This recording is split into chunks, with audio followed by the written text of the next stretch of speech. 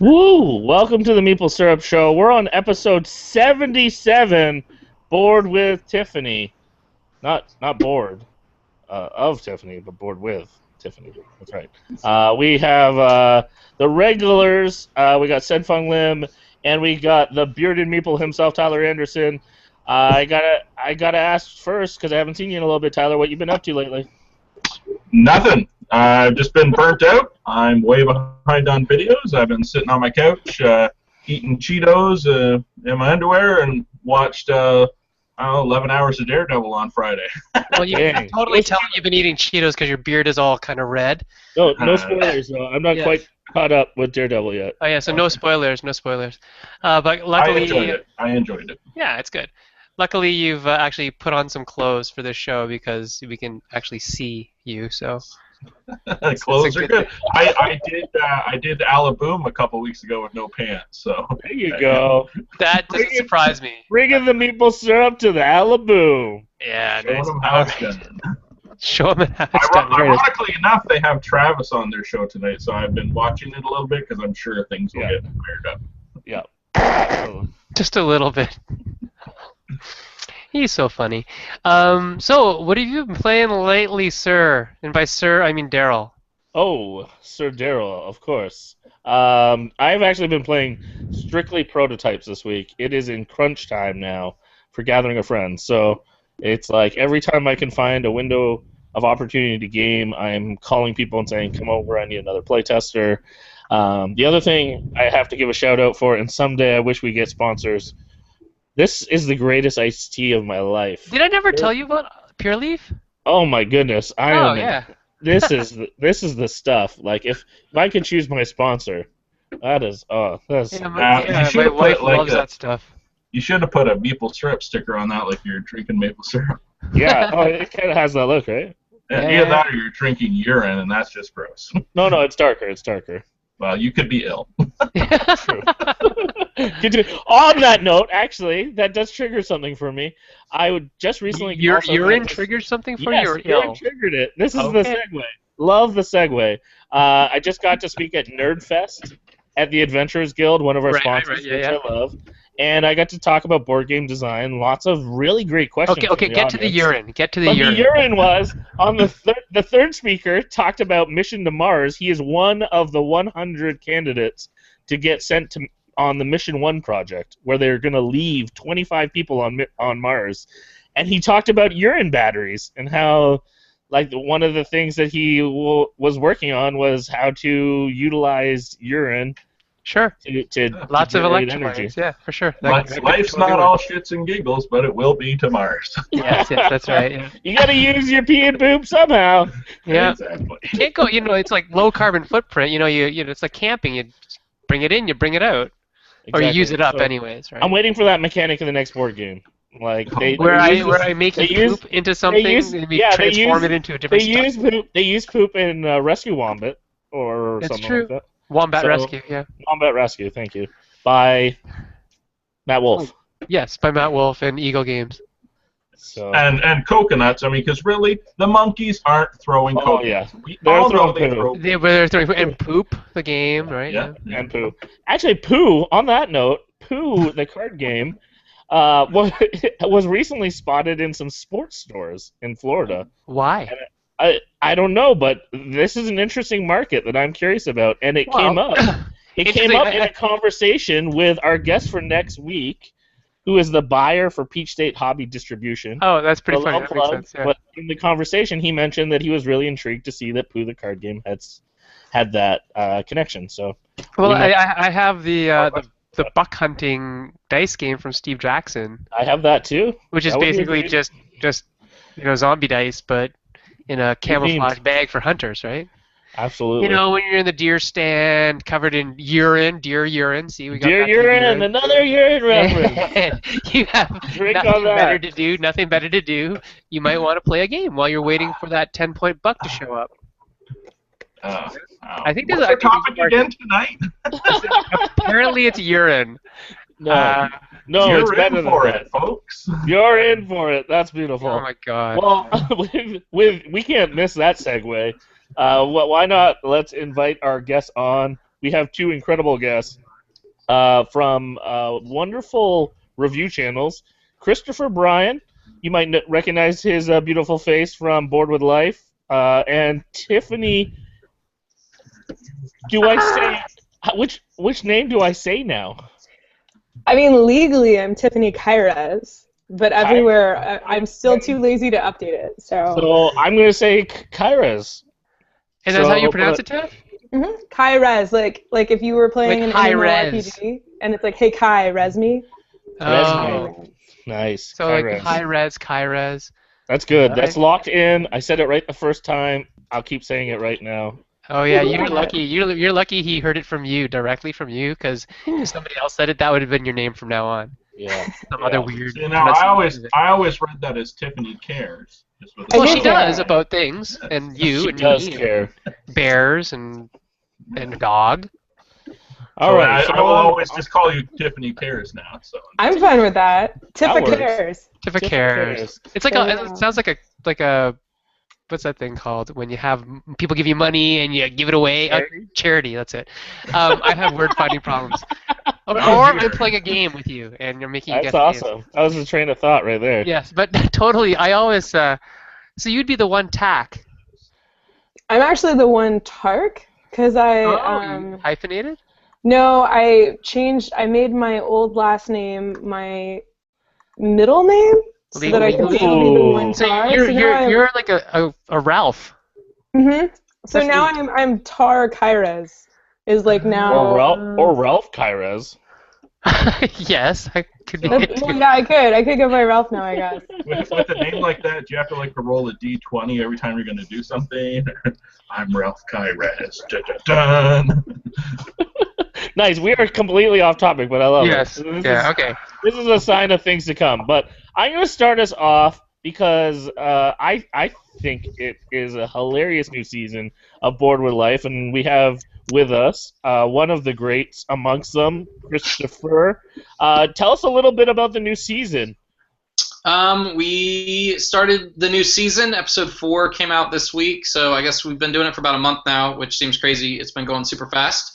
But yeah, it's season 2 of Bored with Life, the series. We've been working on it for the better part of 2 years now, and it was a long 2 years, and it's been a lot of work. But we're really proud of it, and people seem to really enjoy it. We've got guest stars like Rich Summer from Mad Men, who's also a board game fan. Check it out in the Dead of Winter episode. Yeah, he was dumb enough to agree to be on the thing. And then yeah, so it's been great. We've got 7 episodes this season, and then we'll have a holiday special later. So we're about halfway through, but yeah, it's been really good. Is that like a Doctor Who holiday special kind of thing? Kind of, yeah.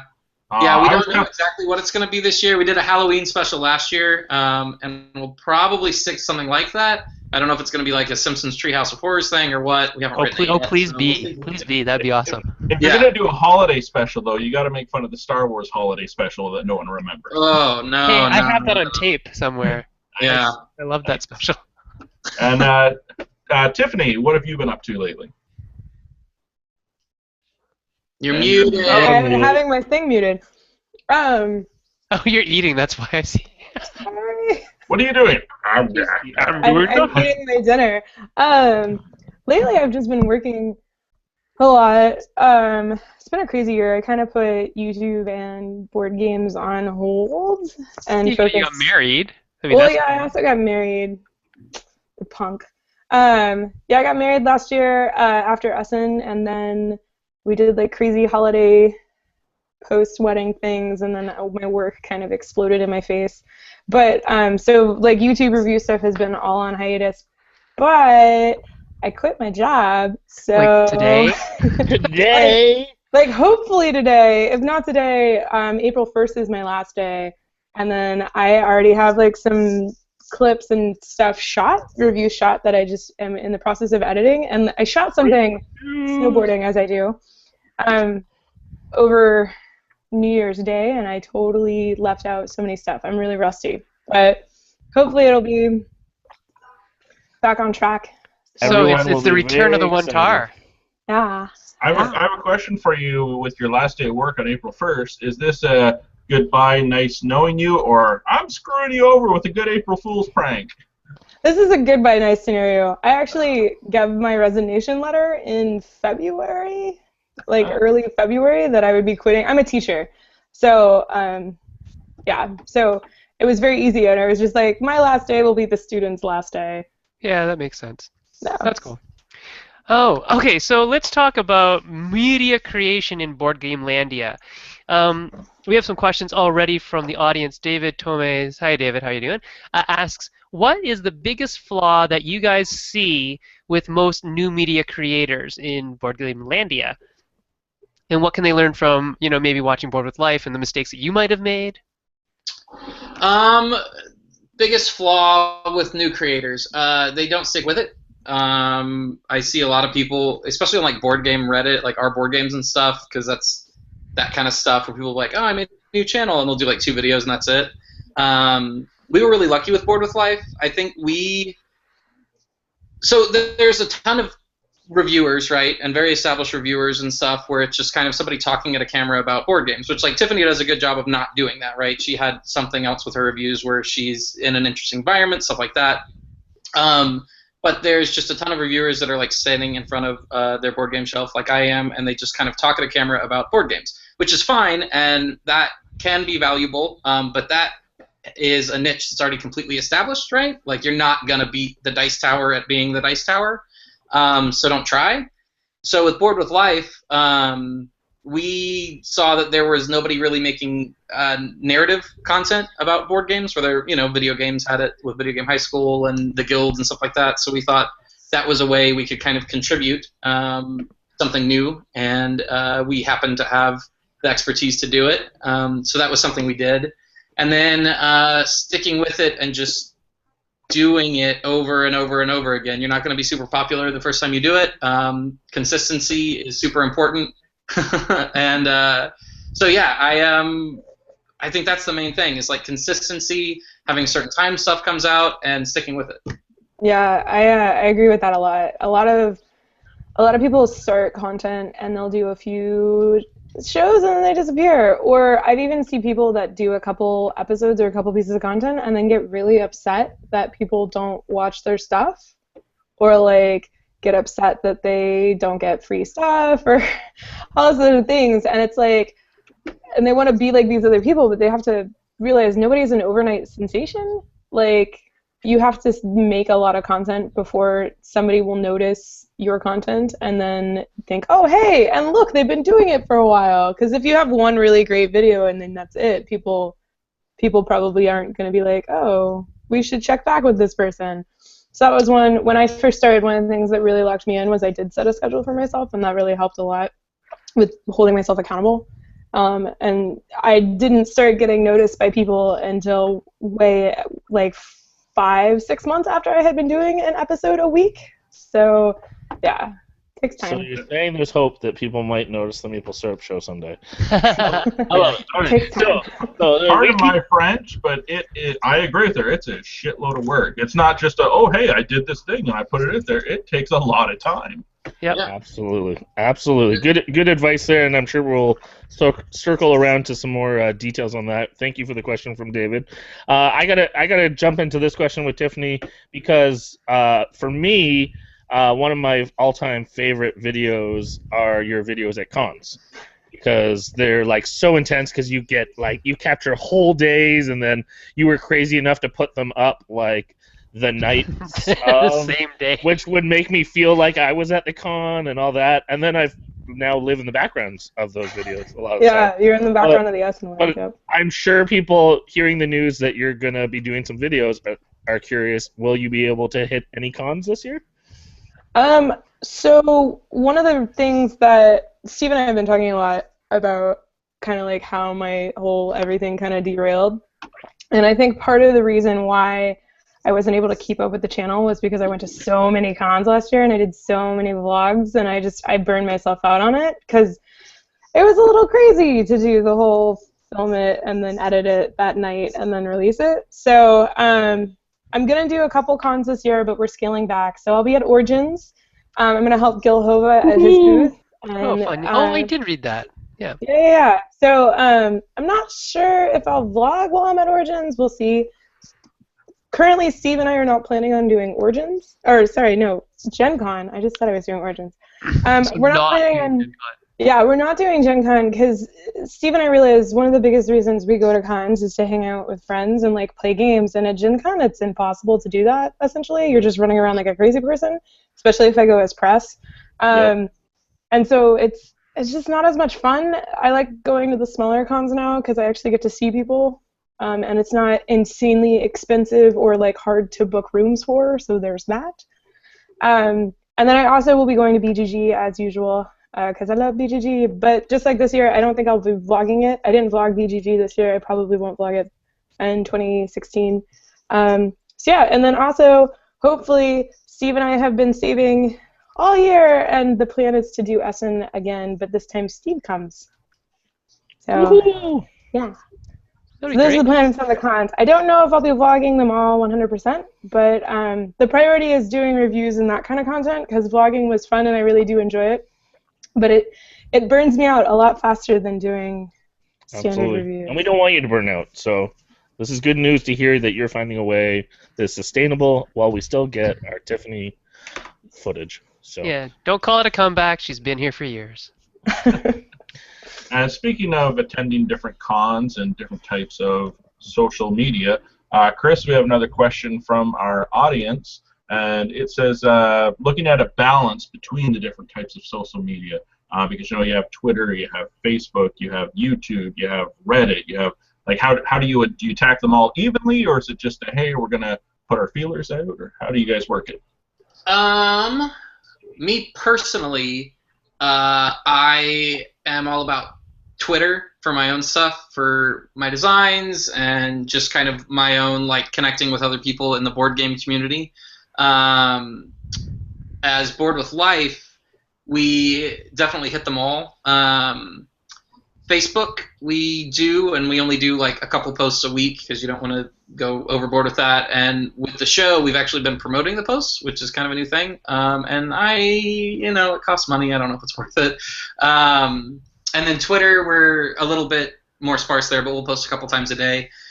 We used to, with the Board with Life Twitter, it kind of be an amalgamation of me and some of the other people on Board with Life really interacting a whole lot, and now it's more of just kind of a marketing tool for Board with Life, and we have our own personal Twitters that we do that on. YouTube, we obviously do. We don't have a website or anything, so that's kind of where we're centralized. And then Reddit is really useful and really valuable and really frustrating and difficult.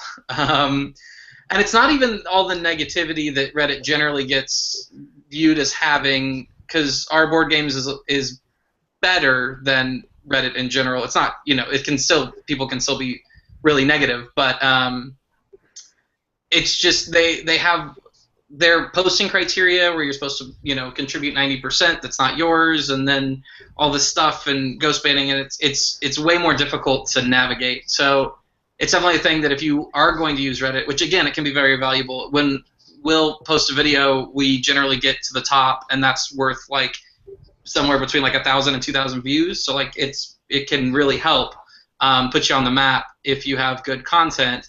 But you need to make sure that you've been really active in Reddit as a community in general prior to that. So yeah, I mean, we use them all. Twitter's my favorite just because I can personally connect with people more, and I have a lot of friends that I only get to see at cons and stuff, so we can kind of keep in touch and stuff like that. And also from a professional standpoint, on like my design side, it's really easy to like build relationships with publishers and stuff like that as well. Mm-hmm. Cool. So yeah, Reddit is like an unnavigable sea of like crap that I don't understand yet. So yeah, I just don't even sail. Oh, you do understand it. That's all you have to understand. Yeah, that's what it is. Yeah, I understand it's a sea of crap. There's really cool stuff there, and like I do weekly board game news, so it's a good place for me to kind of keep up with like what people are actually interested in. Where it's like I get most of my news from like the BGG news feed and like Dice Tower news, but Reddit I can kind of tell when like a game goes up and everyone's freaking out about it. Like the new John Gilmore and the Wasteland Express, yeah, people like freaked out over that. So I knew, like, I definitely need to report on this game. But yeah, it's definitely a challenge, and it's definitely frustrating. Yeah. It's like a full-time job managing social media accounts. It is. Yeah, it really I is. don't know if people understand that, but it's a horrendous amount of time, It Yeah. is. effort, and learning, because each one is like learning a new etiquette or a new style. Yeah. So it's kind of cool. New culture. Yeah. Yeah, you can't reach through Twitter and punch people. That sucks. It does. It does really, really suck. TIffany, we have a question about the frequency for content creation. You said that you can get burned out really easily, and it happens. And I mean, just so you guys all know, we are shutting down for the summer when Daryl and I are mostly at conventions all summer. Spoiler. Yeah, spoiler alert. So we didn't do a big fundraising campaign, and we'll get to fundraising campaigns in a second for board game content creation. We didn't do a fundraising campaign this summer for the summer shows, so we'll be starting up again in September, calling it it's not quits, but we're not going to be doing a weekly show. How did you manage the weekly shows? How did you manage your schedule? You say you stick to one, which kept you accountable, but it also kind of, killed you a little bit from the inside out. It depends. Well, so when I was before I was doing vlogs for the season of cons, as I call it, when I was only doing one or two vlogs, or one or two cons where I was doing vlogs, it was really easier to maintain the schedule, which you get into a flow where you say, okay, I'm going to release a content every Tuesday or maybe every Thursday, whatever. You pick a day of the week and you say, okay, this is the day that my videos are going to drop. And then you basically generate this kind of pipeline that leads up to it. Like, whenever I would go any place or do anything, I would shoot a review. And so I had this goal of, okay, I had to shoot at least one review every week, usually on the weekend. And then I would have scheduled time. There's the process of the video as it goes through. So you shoot it, and then you do what I call the rough cut, where basically I just take everything that I shot and I dump it into a timeline, and then I say, okay, what is usable from this chunk of footage that I took? And I'm not talking about, like, is it usable in regards to did I say the right thing? Because I repeat myself a lot in a lot of reviews, so I have multiple clips and multiple angles. It's more of, I like cut out the things where, like, I am staring at a bird for like 5 minutes or something like that, or like I'm turning on the camera and picking it up, so you get like that weird jarring footage of whatever. So you cut out all of the weird bits so that you only have usable clicks, and that's my rough cut. And then I would do another work session where I start building the story of the review. So that's where I have to watch it all over again and figure out, okay, what kind of story can I build? What momentum do I have? What is the order of the review? And then the other thing is sometimes I get a little ambitious and I have background stories happening in regards to the surroundings around me. For example, my DC deck builder episode, I'm entirely on escalators for the entire review. And so I had to not only make sure that my content order made sense, but that the direction I was moving on an escalator matched the pattern I was going for. So it's like weird things like that You're such an artiste. That's like an OK Go video. It wasn't that bad. And then there's a fun one. There's a fun game if people are really bored.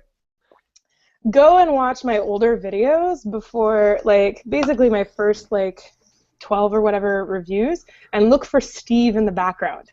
Because he and I started dating not too long after I started doing video reviews, and he and I would be a lot of places together and I would do a review, but he didn't want to be on the camera or anything like that because he's really shy. And so there's this dude in the background of a ton of my videos kind of loitering, and a few people have called him out, but I don't think they realize it's Steve.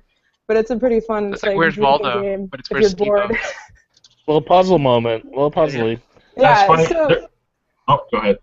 oh no, go. I say there was a guy in England that did the exact same thing. Anytime there was a news story, he would find out where the news truck was, and he would stand off in the back. And then one of the people at the TV station finally realized this, so they tracked the guy down and did a news story on it. He's like, oh yeah, I just wanted to be in the background on TV and da-da-da. But he was in like 15 other news stories, and people are like, why is this guy always there? That's amazing. That Yeah. is amazing. That's basically Steve. So I would do that, right? So I have the story editing, and the story editing is the thing that actually takes the longest. And then I also, after I do the story editing, I have somebody else, preferably, watch it to make sure it makes sense and like my review makes sense and there's a flow. Because what a lot of people don't realize is I'm shooting it out of order a lot of the times. Like I'll have a thought and I'll say it to the camera, and then like 5 minutes later I'll have a thought that is relevant to that one, so I'll film it. So I like need to reorder things. Yeah, if you've ever walked around a con with Tiffany, it's like scattered thoughts all the time, and then taking out the camera and recording them. It's pretty fun. I record everything. If you're ever with me it's basically I just like every absent thought that I have just goes into the camera, and then I deal with it later. So it'll get out in the editing, it'll all come out on the floor, right? So yeah, it is. So the process, I would get in this schedule flow, and so after I did the story cut, then I would have one last cut round where I would just go through and fine tune everything and make sure that it still made sense, got rid of any extra long pauses, and then I add the B-roll on top of that and all this other stuff. So you get into this flow, and I would have this whiteboard that had a schedule of what video was in what process of the flow, and it kind of is just this snowball, and as long as I wouldn't miss an editing date, essentially, it just would run itself. But as soon as I started missing editing dates because I was tired or I was vlogging or something like that, it's kind of all unraveled, and it became really hard to maintain a schedule. And oh, we might be losing Tiff. It's the domino effect, like she was saying. Yeah, So, it's caught up with her. it's caught up with her literally. She wanted to show us the metaphor. Yes. We should all freeze. Yeah, I'll freeze, and then when she goes For a second, then everyone watching live will be like, what Let's just meanwhile, switch. I'm actually going to switch gears slightly because that was great stuff, and I'm going to jump back to Christopher and ask a little bit, because you're also, not only are you in media, but you're now a game designer. True. And our show is about design, and we always love to learn about different aspects of the industry, but we also can pick your brain a bit about your designs.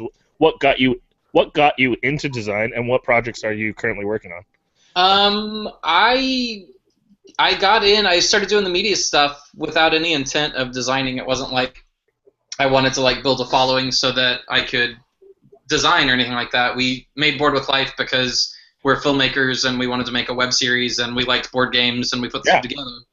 I love that. And then from that, I just got further into the hobby and met a lot of designers and stuff like that, and had some ideas, and I started playing with them. Was your first game the one that was in the Nerd Nighters contest? Because Sen and I got to be judges on that, and you I like that quite a bit. Fantastic entry. I wound up actually signing that with Tasty Minstrel, but it's gonna be different because it was a 2-player only game because we had a component limit. Yeah. So I expanded it to fit 2 to 4 players. So I'm now developing it because obviously that changed the game a lot. Very happy to hear that. But yeah, that was my first finished design. I had been working on another one that I then finished that I signed with Action Phase that's coming out later this year. Woohoo! Yeah. What a great company. Yeah, and then I'm working on like 4 others right now with varying degrees of. My purple hair, I'm taking over for Tiffany. Oh, I see. I get it now. I was wondering what you were doing. Sorry. I didn't know if that was a light bulb. But it's not a light bulb, it's hair. Yeah, so I'm working on a couple other designs. I'm working on an RPG design, just kind of exploring a lot of different stuff and really enjoying it. Very cool. Awesome. We'll have to circle around on that, but we're going to pass the baton to the crazy Tyler with the purple hair now. Pardon? Except there's no Tiffany. There's no Tiffany to ask questions to. There's no Tiffany to ask. So actually, you know what? Why don't we ask Tyler a question? I'm going to ask Tyler a question. Tyler also fits this category of reviewer who sees many, many games. Yeah. Yep. Tyler, do you think that it's necessary to be involved in all the different social media type things, all the Twitch, YouTube, podcasting, Periscope, so live streaming, as well as our Reddit and Twitter and whatnot? Snapchat. Snapchat. Dude, Ignacy is pushing Snapchat right now. Ignacy is pushing it hard. Ignacy's hilarious. Unfortunately, I think you do have to. Just because there are certain people that won't use Facebook. There are certain people that just don't like Twitter. And as a media creator, you want to try to reach as many people as you can. But unless this, as Tiffany has said, it's a lot of work doing all that stuff, unless this is your job and this is what you're doing, and you have time to spend 4 hours a day doing every social media thing, it's not going to work. I'm with Sen. I don't get Reddit at all. Like, when I first started Twitter, I was like, oh my goodness, Twitter, really? But that's where people are that I had to reach, so I had to go with the flow, and eventually you have to just get into it. I personally, eventually you'll get big enough, so to speak. I mean, if you're in it for the fame, then more power to you. I just wanted to tell people about board games, so I use those media outlets to share that information I've created. But when it comes down to it, if people like my stuff, they're going to find out where they can follow me, and then I can limit as to where I'm releasing that information. But I think a smart person would dabble in all of them a little bit just to get your brand out there. But eventually, you're going to be big enough, like I said, that the people will build it and they will come. Welcome back, Tiffany. Did you like my hair? I don't know if you saw it. I was Tiffany for a while. Can you see the purple? Very nice, very nice. Thank you very much. Sorry, my router completely died. We had to reset the whole thing. In terms of social media, I think you have to have some sort of social media, right? People want to, on the internet, people want to like feel like they know you to a degree, right? And so you're some sort of personality. And I kind of feel like Twitter is required, just period. Yeah. And then everything else is sort of icing on the cake. And some people really focus in hard on like one and dominate it. But I would say Twitter is almost not optional. Yeah. But all the rest, kind of, you figure out what works and you go there. But that's the funny thing. They don't know you at all, because I've gone to conventions and people that follow me and comment and know this and that, and you reply to them. They walk up to you and it's like, oh, hi, Christopher. And you're like, hi, how are you? Nice to meet you. Da da da. Are you enjoying the convention? Yeah. And they just kind of walk away. It's like, okay, did you want to meet me or what? Yeah, but Weird. yeah, it is weird. It's definitely weird. When we first started Board with Life, BGG Con was the first con we went to, like, since people had seen what our faces looked like, basically. And we had people come up to us, and I was really taken aback, like, that people recognized us at all, and people would come up and be like, oh, hey, I really like Board with Life, and I'd be like, thanks. And then, like, we'd just be silent and, like, look at each other, and I was like, oh, no, neither one of us thought what happens next. Like, this is as far as we got. So now that I'm, like, more used to it, now I always go, like, thanks, that's great. Are you having a good con? What have you seen here that you liked? What games have you played? All that kind of stuff. And then you can actually talk, because we do have something in common, that we like board games, so we can talk about board games. Nerdy awkwardness. It's awesome. Exactly. So I think that works really well, and that's actually cool too, because you can find out about stuff that maybe you missed at the con or things like that. But yeah, it's definitely weird. I also have people occasionally at like Gen Con and stuff that will just like shout my name from like that happens all the time, and I don't know why. And I don't know who did it. There's like 1,000 people around me, and they like just, and it's like, okay, I don't know what I got out of that, but they won't yell your. Sometimes they don't yell your name. They just yell your show names, like Meeple Syrup, and they run. Yeah. They hide. I don't know what they're doing. I guess I went to game night on Monday, and I'm turning the corner onto Dundas Street, and there was a 10-year-old kid staying on the corner. He's like, that's the bearded Meeple. And I'm like driving by my car, and I'm like, hello? What the heck? It's a little creepy, actually. It was weird. And I didn't even have my Stranger Danger shirt on. It was like, what? Tiffany, you go to a lot of conventions last year, as you said. How did you find fan or people interaction? How does that work with you when you're filming? Do people give you space? Do they just walk up and Tiffany? I've had both. I've had people that basically see me and if I'm filming, they'll wave and then move to the background and but they won't, and I don't even see what they're doing because I'm filming, so it's not until I edit that I know that they did this. Yeah, Tiffany's got a pretty one-track mind when she's filming. Especially filming and walking at the same time.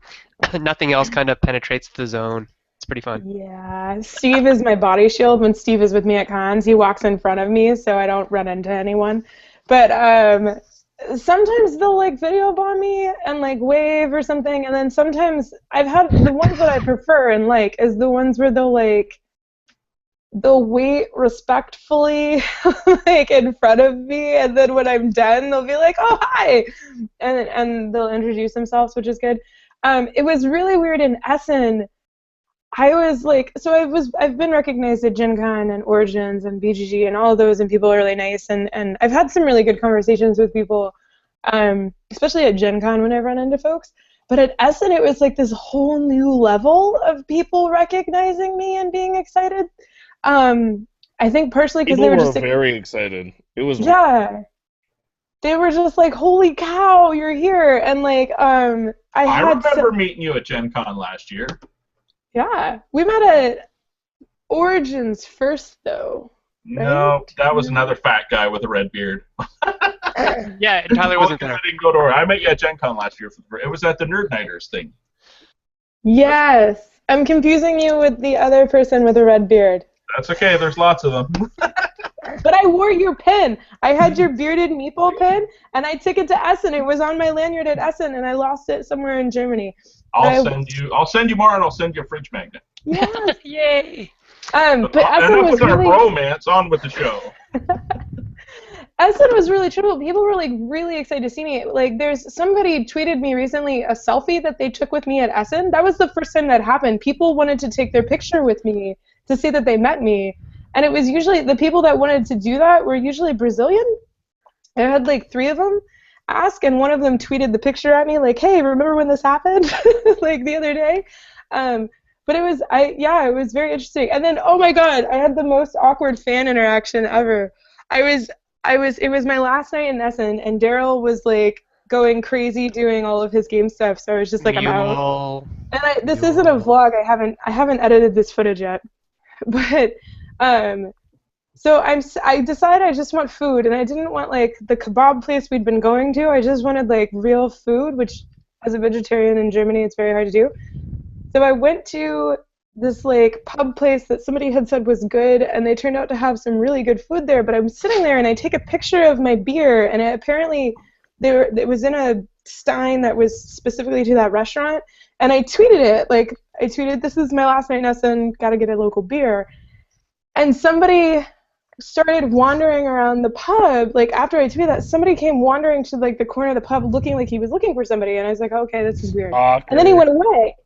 And then him and somebody else came back and was like wandering around, and they saw me and they were like, oh my god, you're here. And I was like, oh hi, this is weird. And they were like, I saw your tweet. And I was like, oh my god, she's in the same bar as us.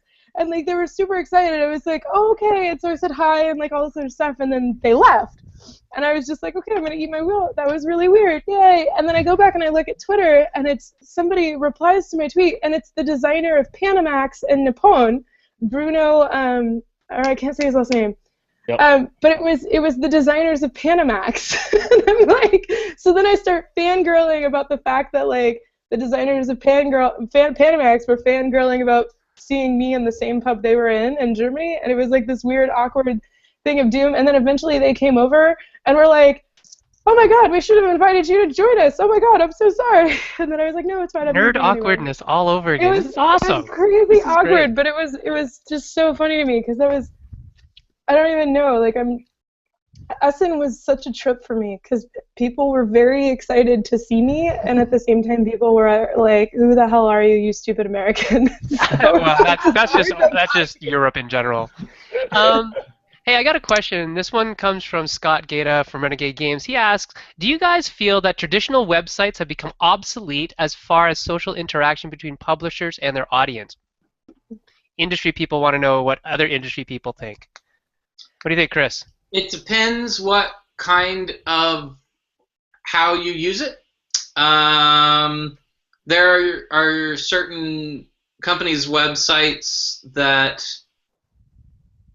I definitely use them to get information, I guess. And there's some blogs that I read. I don't know I think I'm a pretty specific audience in terms of like reading about specific production of games and stuff, just because I'm interested in that. Whereas I think more casual board game fans probably aren't as much.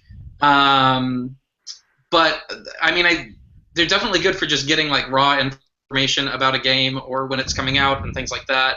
But yeah, I guess I use them less than other media to kind of find that out. So I wouldn't say that they're obsolete, but they certainly don't. I mean, they're certainly not the sole way that you kind of have a dialogue or communication between people and a company like you did 5 or 10 years ago. So I think you need, if not smaller companies, obviously you're not going to have a dedicated social media person, but that's probably a person that you should hire sooner than later, because that's kind of like the voice and face of your company for most people. Because most people just don't go to company websites anymore. Right. Yeah, it's kind of one of those things where I feel like you need to have at least a landing page for your company. It kind of shows that you're a real company, and then you just put your product line up there. That's at the bare minimum. So, yeah, I think it's still important, but having a social media presence is more important. But then you still look need the landing page. You look at like Stonemaier Games, and because Jamie Stegmaier is adding, like, contributing a really valuable thing to people through his website, with his like Kickstarter blog and all that kind of stuff. Right. That's a whole different beast. Yeah. I mean, he's creating a lot of content there. Exactly. So it's kind of a unique or different kind of thing than a lot of publishers, how they're using their websites. Right. Yeah.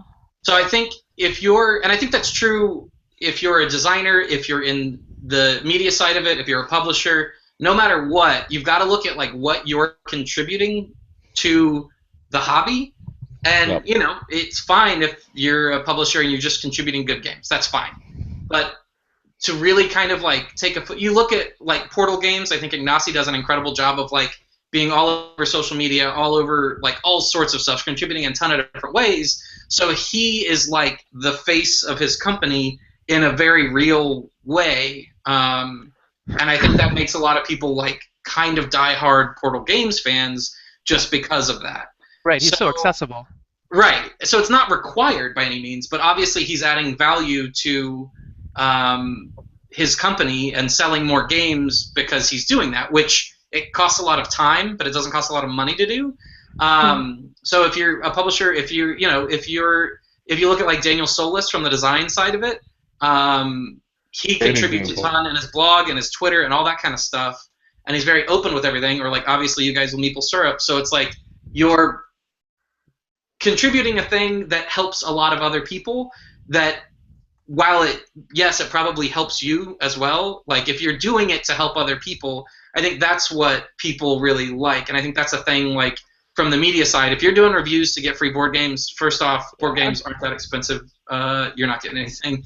And second, like don't go buy board games, or go join a board game group where you don't have to buy them if that's the issue. Like, it's stupid. The time investment to return on getting free board games is not worth it. Yeah, it's absolutely insane. And so, like, don't do that. And you should do it because you want, A, if you have a unique voice, and B, if you really, truly want to, like, tell people your thoughts on games. And that's the only reason you're doing it, is you want to do that. And other stuff may come of it, but, you're also not going to stick with it if you're doing it for any other reason, because as we've said before, it's way too much work. It's way too much of a time commitment for like very little return in any kind of monetary sense, and all you're going to get is like maybe some people kind of like you. Yeah. Free pants. I want free pants. He That's why needs I do free it. pants. Needs. Not just wants. Please. Needs. Send pants. Yes. Send pants. Pants down. Quick follow-up to that question, just on in the question of social media and engagement and things like that. How many companies? Okay, we've already talked about Portal. How many other companies do you think are doing it right in terms of social engagement, not just pushing ads? Yeah. What do you think, Chris? Is anybody else doing it right? Is there anybody else other companies should model? Yes, there are. I think a lot of you look at like a smaller company like Foxtrot Games. Yeah. I think Randy's modeling kind of a lot of what he's doing off of Jamie Stegmaier with kind of the content that he's providing and writing blogs that are informative and useful, or like you guys did, like with the bros, your thing. The Bamboozle Brothers. Yeah, the Bamboozle Brothers. Sorry. That kind of thing where it's contributing content. I think that there are people that are really active on stuff. I'm trying to think of like specific examples. There certainly are companies that are contributing cool content in interesting ways. I think it's really important if you're a small company and like a Kickstarter company and stuff like that. Yeah. Having a personality is a big part of it. Like, yeah. So like Smash Games, Patrick is a huge personality that everybody knows. Or like Stephen Buonacar. Yeah. Like, that kind of thing where being the face of your company in a way that is notable. Even James Matthew from Minion. Yeah, it can really endear people to your product, right? Where it's like, I don't necessarily like all of the games that you make or anything like that, but it doesn't mean that I'm not like interested in seeing you do well and wanting to support you because you seem like a nice person. So, you know, the industry is definitely small enough that like if you seem like a nice guy or a nice girl, like it can go a long way. So, yeah. Cool. I agree. The niceness factor. Oh, there is feedback. Yeah, someone's. I have headphones. I have headphones. Oh, it's Chris. Oh. Dun, dun, Chris. Dun, dun, dun. That was a little introduction game. Okay, is it feedbacking now? Yeah. Okay, hold on. Let me go find headphones and stuff. You find headphones. I'm gonna ask Tiffany a question here. Yeah. So I know for a fact especially because you playtest games with Steve, but also you are friends with a lot of designers that you playtest stuff. Or you playtest games for me. You meet lots of people and you're really nice with people that you meet. Can you tell us a little bit about your experience with especially new designers, because that's some of our audience, and maybe some tips on how they could approach media when they're at cons, because sometimes it's awkward, sometimes people are pushy, you know, anything like that. I know it can be intimidating, but also there's probably some tips that people could grab from your experience. So I get approached quite a bit by new designers that are looking for me to like make a video or something for their content. One of the biggest annoyances that I have in that regard is when they're like, "Hey, the Kickstarter goes live next week. Will you make a video for me?" And I'm like, no. Like, it takes weeks to make a video. And if I'm going to make a video, I'm going to make sure that I've played the game a lot so that I know the game well enough where I can be standing on a mountain without the rules and tell all the rules and thoughts and opinions about the game. So it's one of those things where you really do have to put in your due diligence when it comes to getting in contact with media and doing reviews. It can't be this last second thing where you're like, hey, make content about my thing and just shove it at them. And the other one is if you have already built a relationship with the media person that isn't revolving around them generating content for you, it helps. There's a lot of situations where I have just play-tested games for people. Like, they'll send me a game and it's just rough paper prototypes, and that's fine. And I'll play it and I'll give feedback and that kind of stuff, and I'll mail everything back, or I'll mail it on to another playtester, no problem. And then if I liked that game when I was playtesting it, if something happens and they accelerate production, or they're getting to the point where they're going to Kickstarter or something, then then if they reach out and say, hey, can you do a Kickstarter for this game that you playtested, last month, I'm a lot more likely to say yes, because I have played it and I knew if I liked it or not, and the relationship has already been established. And it's one of those things where, like, when you're making and designing a game, you need to playtest it a ton, and you need to get opinions of a lot of people before it gets to the, like, let's advertise about it stage. And one of the best resources you can have are people like me or Tyler or Chris that are very public about their love of board games and are very public about their like willingness and all this other stuff, and are willing and have time to maybe play a playtest of a game or something. So that's one of the reasons why I have so many designer friends, is because I really dig playing prototypes and I'm willing to play prototypes. So if you have any people that you like their content for and you think that they might be down to play your game, ask if they're willing to try a playtest to give you feedback and get that, because you need feedback anyway, so might as well 2-for-1 it.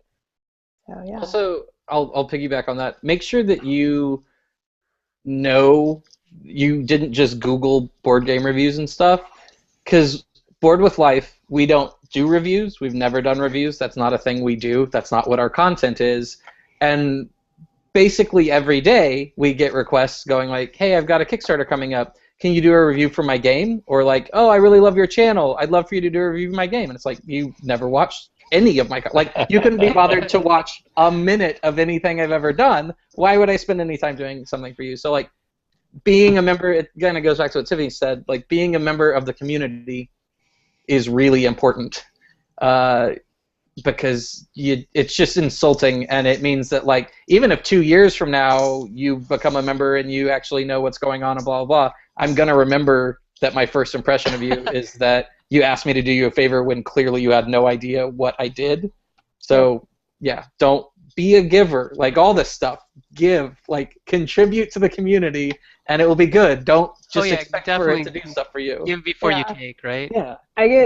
I haven't posted a new video since like November or something. No, I did like a Hubble one, but I haven't posted a review since April of last year. That's pretty crazy. I still get messages like a couple a week asking me to do a video review for people, and I'm like, yeah.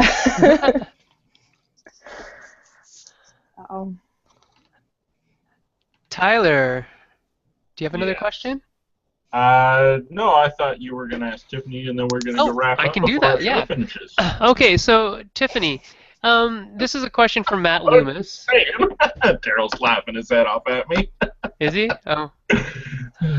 So Matt asked, do you dislike the fact that you are kind of forced to report on popular topics or hot topics as opposed to things that you might really want to cover?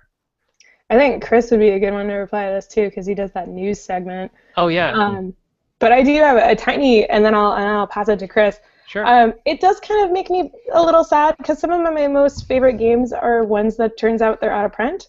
Like Steve and I had a really rough month with a lot of like personal stuff and family stuff going on. And so at one point we were just like, F it, we're going to play Red November, because this is our life at this point, so let's just drink vodka and be gnomes on a sub.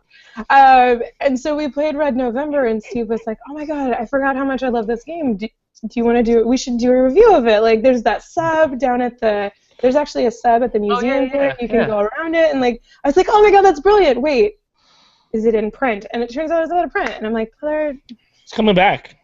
It is, but it's one of those things where it's like, this happens constantly. And I've had a few people leave comments that are very sad, like, you did this great review for a game that's out of print. Thank you very much.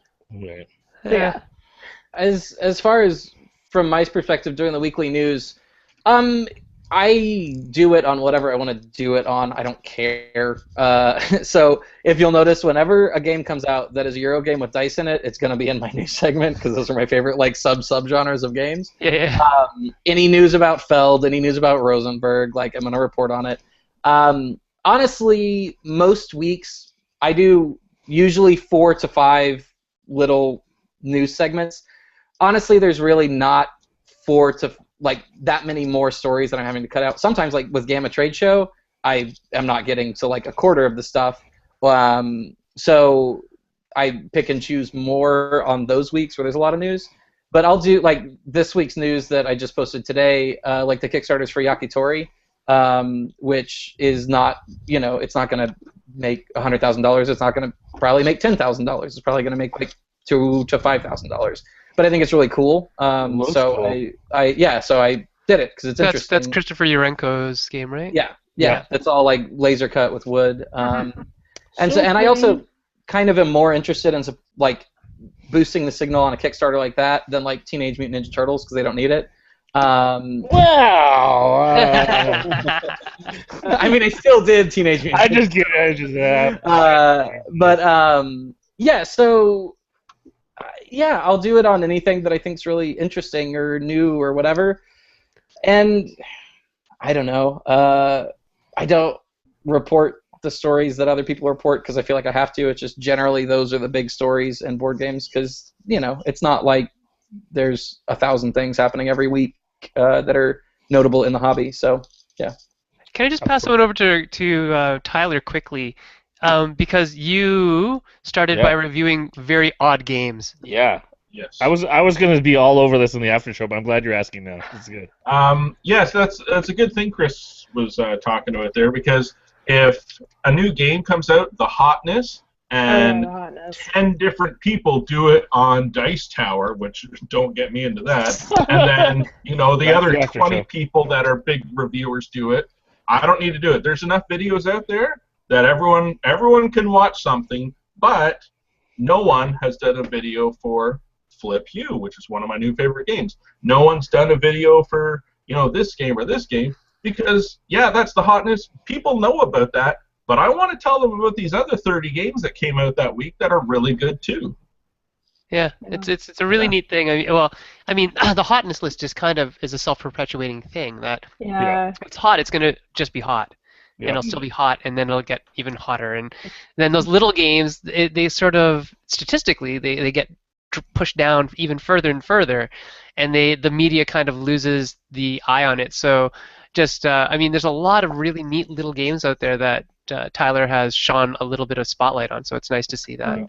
Well, and also at the same point, the hobby is growing like crazy, and there's a lot of people that are getting into it that are still relatively new, and so the review that I shot recently was for what a lot of people would consider a classic board game, but I'm probably going to get people that watch that review and go, wow, I've never heard of it, but I've seen it everywhere.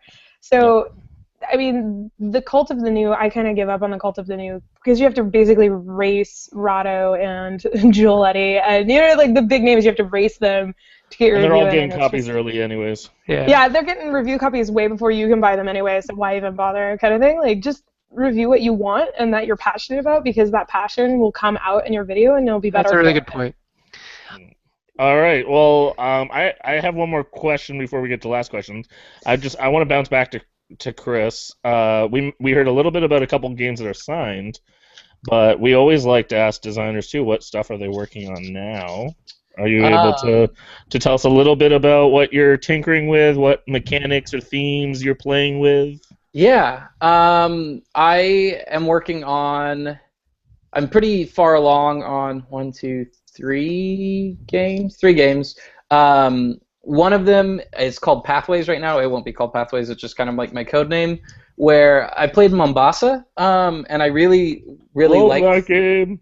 Yeah, I really liked the way the books worked, but I thought that they were totally poorly balanced for the game, and basically 2 of the people I was playing with completely 100% ignored the books, and they won by a huge margin. So I was like, well, what if I designed a game entirely around how these work? Nice. So it kind of has the Mombasa card thing where everyone simultaneously plays 3 cards face down in front of them, but there's no worker placement or anything in it, like in Mombasa, where your cards have your actions on them. It's multi-use cards, and then they have a monetary value on them, and then they have a resource on them. Usually, they sometimes don't. And so the monetary value that's on your cards is how much money you have to spend that round, and you can buy other cards that are more powerful, or you could buy things like in Mombasa, the books, which are tiles, and you're building a pathway with tiles, or I might make it like a skyscraper while you're building up, but basically you're building a route where you start and then move across it, and then those have a resource cost that you have to move across them. So after you play your cards, they go above your play area, and they stay there until you take 1 back each turn. And the resources on the cards are what you use to move across the pathways. So once they're above, like basically taken out of your hand, and you can't use the actions or money, and they have to sit there while you build up resources, and then you can move across as many spaces as you want with those resources. So it's my first midweight Euro design, so it's really interesting, but there's still a decent amount of work left to be done on it. But it's working pretty well, and it's pretty interesting right now. And then I'm working on a lightweight sort of party. It's more of like a social game. It fits 6 players, or if you combine 2 sets, it fits 10 players. Because I really like games that fit a large play count without necessarily being party games, like Seven Wonders or Robo Rally or Formula D or the Crazy Carts, the new one from Portal, that fit 8. And it's basically a drafting game, but it uses apples to apples mechanics where you have a hand of cards and you're giving cards to one player. Everyone simultaneously gives cards to one player. They look through them and pick one of the cards, and they play that one. And if they picked your card, you get to play a card from your hand into your tableau. And I'm designing 2 different decks that can be combined together that kind of, one of them's like a beginner deck and one of them's like intermediate. So I'm going to bring that one to Unpub and definitely be testing that one there because I need to test with like 10 people, which is kind of hard to get together. Yeah, and you get just the right crowd of people that are interested in play Now testing. I'm sad that I'm missing Unpub. Well, I'll have it at every convention, so. Yeah, Steve but will be there. Play I it am with sad Steve. too. Yeah. Unpub is wonderful. I'm really gonna miss Unpub this year. It was one of my favorite cons of last year. Yeah, and then I'm working on an indie RPG, a rules light indie RPG that's long story short, basically you're related to the player on your left and your right, where it's about monsters, but it's kind of like the human side of monsters and stuff like that. So if I'm, say, the human side of the person on my right and they're the werewolf side of the monster, so both of us are playing one character, but they play neat. the werewolf That's a neat idea. Yeah. and I play the human, and then say I'm the vampire to the human on my left. And there's you're trading. Sometimes you have to, like, when you're rolling dice, you can roll more dice if you give some tokens to the monster side of you, where you're like pulling their power or their evil or whatever. Cool. And then the monsters have mechanics where they can then use those tokens. So, for example, the werewolf, like if they get 10 tokens, they can just take over your thing for like 3 whole scenes. So if you're the werewolf, you're only going to get to play like the werewolf maybe once in a whole game, but it's going to be crazy. Whereas if you're the vampire, you can exchange like 1 or 2 tokens to kind of like turn other people against people, and you're kind of moving in the shadows, stuff like that. Sounds interesting. Yeah. Cool. Yeah, those sound great. Let me know when I get to play them at cons. And I can Yeah, test sounds some of great. those. Love to. The Path one, I'm like, ooh. Yeah, I'm excited about that one. I've only designed lightweight games that are pretty simple. This one's a lot, so it's a lot more to like know what I need to tweak and where, but it's working pretty well. Cool. Very, very interested in that. Tyler, you want to ask one of last questions? Question. I've been waiting for this because I always screw up last question. TIffany, what have 2 people that make the industry as a or social media outlet? Yeah, how did you manage to not? How did you manage to screw up the question you're not going to screw up? His internet like turned him into a little robot. You know, Awesome. Try it again. You standified by that. the seat of my pants. You don't have pants. Say that again. Try again, Tyler. Try again. What? So, Oh God. Don't try that again. Don't what try that. advice do you have to? What? I'm ready. Okay. So you need to ask your question. Ready. No, you have to ask it again because nobody. No one is heard The internet turned you into a robot. You got choppy. Oh, sorry. My question is, TIffany, do you give to people wanting to Dude. board game world? It did it again. Are you doing? I wish we had control of this. I wish this was on purpose, but it totally is not. I hope you write your question in the chat and send, or I will read it for you. And on the paper. Someone else asked a man. question. I'll ask you the question, Tiff, and then you can try to get the question out. Tyler needs to write the question out in the chat. Yeah, type it in the chat. Oh, he's left. Oh no, here he is back. Yeah, So he's back. Tiff, I'll ask Tiffany the last question for Tyler then. Do you feel pressured into being positive in your content? What advice would you give to new content creators on being critical, being positive, and not necessarily sucking up to the man? Okay. So I do feel pressure to feel positive. Oh my gosh, the most negative review I've ever done was of Small World, and it was still like a really positive spin on Small World. I basically was like, I don't like it because of this, but it's good for these people. And people still like brought out their pitchforks. And I'm like, come on, I didn't throw it off of a roof, like. So it's one of those things where, like, honestly, and this kind of goes with Tyler's question, which he has now typed, of advice for people getting into the review aspect. Like, your first review, when you start doing reviews, I recommend doing them of things that you're passionate about, games that you're passionate about and that you really like, because that passion will show. And if your passion is a strong hate, I mean, go for it. You're probably going to have more success either way, as long as you're passionate, regardless of if it's positive or a negative review, as long as the passion really shows.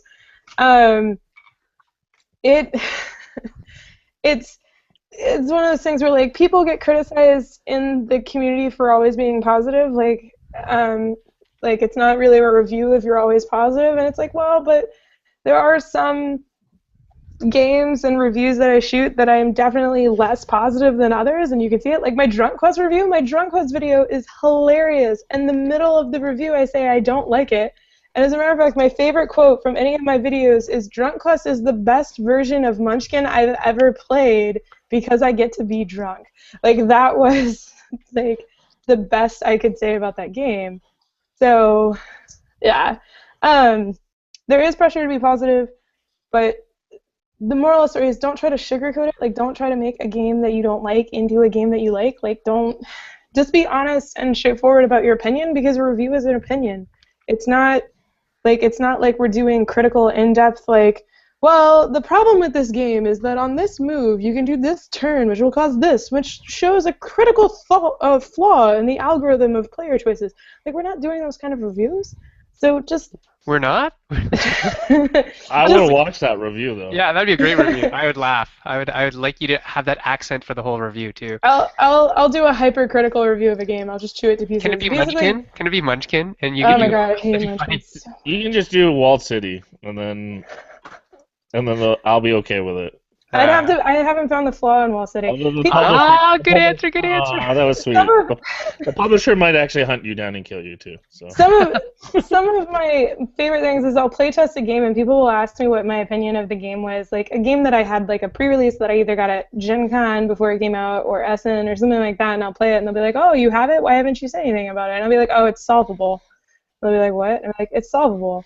Like, I'm not going to do a review on a game that's solvable, because the problem is that I'm the kind of person that once I know how to solve it, I'm just going to do that every turn, and then I win, and then, like, what's the fun? Yeah. So, yeah, but anyway, so yes, there is definitely a thing to be positive. The best way that I counter it is I try to just be really passionate, and so even if I have a less than positive review about something, I still do it as long as that passion comes through. Same advice for getting people into the review thing is just, like, review what you're passionate about, because it'll come through and it'll make your content better and it'll make you, like, more respected as a reviewer.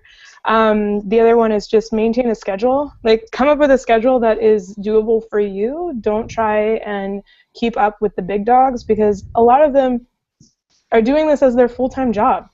You know, like, you can't keep up with that when you're doing other things like making money. So just make a schedule that works for you. If that means that you're releasing one video a month, you're releasing one video a month. Just make it the best video that you can make at that time. And also, there comes a point where trying to be perfect becomes the enemy of being good. Like, don't try and make your content perfect. Don't hoard it away and make it this thing because you're just like, it'll never get good, or I can't let it go until it's good. I can't put it out there until it's good. The way that you'll get better is by having people watch your content and give you feedback. And you can ignore a lot of that feedback, or you can, listen to some of that feedback. That's good advice for designers too, by the way. Yes. Oh my God. Let it go. Let it go. You have to put it out in the world. You have to let somebody playtest it, because you and your spouse can playtest the hell out of it, and their opinion, it's not going to change. there's nothing in your brain that will change from like playing it one time versus, or like 10 times versus 20 times. You know what I mean? Like you have to get other people and other thoughts and opinions. Great. So releasing it in some factor will help. Awesome. So. Chris, I'm going to ask you the next question because I'm still not positive that Tyler's audio feed is up. We don't know. He hasn't talked since he came back. Chris, what's your advice to new content providers, content creators in this board game industry of ours? Find something that's not being done or not being done as well as you could do it, and do that. Don't just do it because it's what everyone else is doing, because there was a time where that worked, but it doesn't anymore. So it's like you look at somebody like Watch It Played, like they found something that was a little bit different and did it, or Rado found something that was a little bit different and did it. So that's how those guys were able to like rise to the level of the Dice Tower and stuff like that, as opposed to like just doing the same type of reviews. When we did Board with Life, we very rapidly kind of gained notoriety because people were really excited about like narrative content in the board game hobby. So people were excited to share it with each other and talk about it and stuff like that because it was a niche that hadn't been filled yet. And so I would say do that. Like, it's fine if you want to review games, and that's good, and that has a value. But just try to find something specific or unique, or just a slightly different way to do it if you want to kind of contribute the most that you can, because, you know, like TIffany said, there are people that are doing it full time and that have been doing it full time for years, and you can't compete with them directly. So you don't want to try. Yeah. You don't want to try and compete. Honestly, there are more creative ways to do things. Like, Dice Tower has a huge value, right? In like, they're going to review every game. You're going to know what you're getting. You know the personalities. But at the same time, like, there are more interesting, entertaining ways you can do that. Like, Dice Tower is more like reading a newspaper, whereas, like, I don't know, Shut Up and Sit Down might be more like reading a comic book. So they're doing the same thing, but they're approaching it in totally different ways for slightly different audiences. And there's a huge overlap. Like, I watch both all the time. But yeah, so just, I don't know, be creative, be cool, be interesting, do something different. Thank you both, Chris and TIffany, for the wisdom and just the fun time chatting. I can't believe how fast the time went by. Lots of good stuff for people thinking about getting into media. I love what both Chris and TIffany are doing, and so I really just want to cheer on what they're already doing. If you haven't checked them out, please do. You can find them very easily. Just search Board with Life or the OneTAR. You'll find them. Their stuff is awesome. I really want to give a plug to the Dead of Winter episode. I honestly think that was the best episode ever. I lost it. I thought it was awesome. The gif of Donald dancing is the best. I want a gif of all of you in the kitchen. Oh my goodness, so good. So you have to watch that. Stay tuned and keep an eye out for TIffany making the comeback. I'm very excited about that as well. And I just want to encourage all the Meeple syrupers out there. You know, we love what you're doing. We love hearing your ideas. We're as Sen mentioned, going to take a little break over the summer, but that doesn't mean that we're going to be totally off. That means on social media we'll still be chit-chatting with everyone. We'll try to do some random vids and some content creation over the summer. It just won't be on a regular basis while we recharge the batteries and get geared up for September. But we still want to hear your ideas so that we get those all riled up for September as well. On that note, I'm just going to call it a night. Keep making great games, and we look forward to seeing your games soon. Adios, amigos. Bye. Love you, Mom.